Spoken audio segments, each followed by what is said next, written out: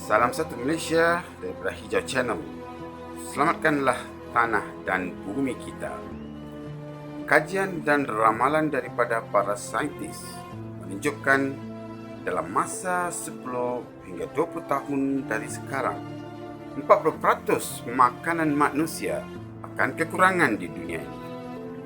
Tanah atau bumi adalah habitat pada semua kehidupan di bumi ini yang menyebabkan berkembang pesat dan sihat daripada makanan dan semua kehidupan di bumi ini oleh kerana tanah yang segar dan kaya dengan nilainya yang tersendiri.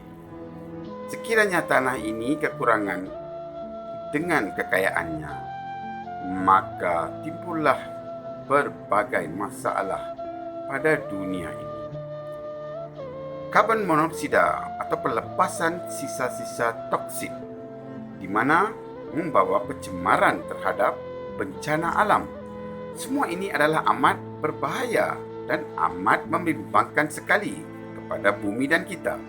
Tetapi yang paling penting adalah tanah kesuburan di bumi ini. 1/3 tanah daripada bumi sudah pun digunakan. Kita cuma mempunyai lebih kurang 45 hingga 60 tahun sahaja tanah untuk kegunaan. Forum Ekonomi Sedunia menyatakan 30% hingga 40% makanan akan berkurangan dalam masa 20 hingga 50 tahun dari sekarang. Journal of Biological Conversation atau rangkaian komunikasi biologi dan jurnal mengeluarkan satu kenyataan bahawa 80% daripada biojisim sudah pun kehilangan daripada planet ini. Ini satu kes bunuh diri yang benar. Pada masa itu, walaupun kita mempunyai senjata yang paling canggih, pun kita tidak dapat memberi makanan pada kita lagi.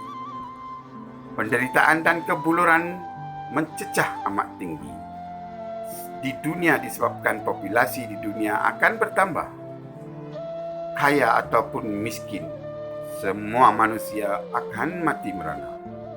Ini semua bukan satu cerita khayalan atau melukis gambar dengan imajinasi saya. Tapi inilah satu kenyataan yang benar dan realiti daripada pakar-pakar saintis sedunia. Apakah yang patut kita lakukan dan tanggungjawab setiap manusia?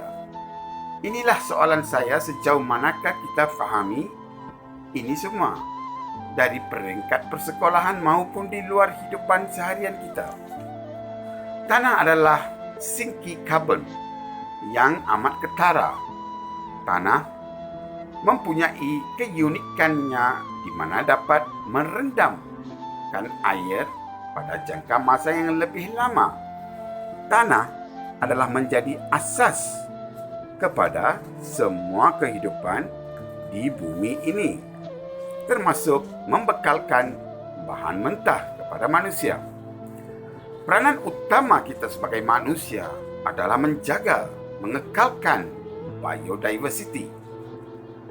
Biodiversity bermaksud merupakan khazanah yang tidak ternilai kepada generasi akan datang dan juga kita. Sebagai rakyat Malaysia, kita patut berbangga kerana memiliki negara yang sangat kaya dengan biodiversity dan termasuk dalam lingkungan 12 buah negara mega yang mempunyai kekayaan di antara 60% hingga 70% daripada jumlah biodiversity di dunia. Biodiversity penting dalam proses menstabilkan iklim, mencegah daripada bencana alam. Malah ia juga memainkan peranan yang penting dalam penjanaan tanah dan pengekalkan kualiti tanah dan udara. Begitulah besarnya peranan biodiversity dalam mengekalkan keseimbangan alam sekitar kita. Justru itu mewujudkan biodiversity jangka panjang adalah secara lestari perlu dilakukan bagi menjamin mengekalkan khazanah tersebut. Kita perlu mewujudkan satu interaksi sihat antara manusia. Kementerian Pelajaran Malaysia perlu dan adalah wajib menekankan lebih terperinci subjek biodiversity di dalam kurikulum sekolah supaya apabila mereka besar nanti, pengajaran dan kesedaran inilah akan dapat selamatkan tanah dan kehijauan bumi ini daripada cacing di tanah, haiwan-haiwan seperti lebah, burung dan banyak lagi spesies. Inilah yang memainkan peranan yang penting dalam proses mengekalkan alam semula jadi ini.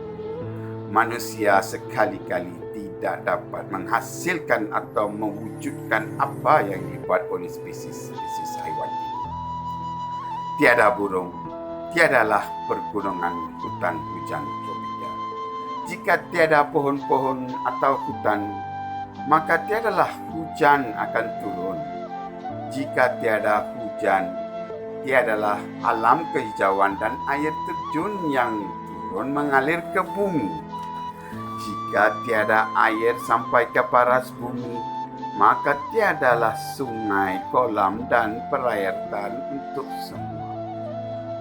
Tanaman-tanaman makanan dan sayuran, sawah padi, penternakan dan lain-lain lagi. Maka jika tiada penternakan tanaman, maka tiadalah makanan untuk manusia lagi yang membekalkan bahan mentah pada kita. Sedarlah kita semua, sumbangan daripada burung sehingga cacing di tanah itu amat berharga. Manusia di bumi ini bertanggung jawab menjaga mengekalkan bumi hijau ini dan serah pada generasi yang akan datang. Bukan menghapuskan semua ciptaan Tuhan di bumi ini. Saya Abang Mat. Jumpa lagi dalam bab akan datang. Selamatkanlah tanah dan bumi kita. Terima kasih.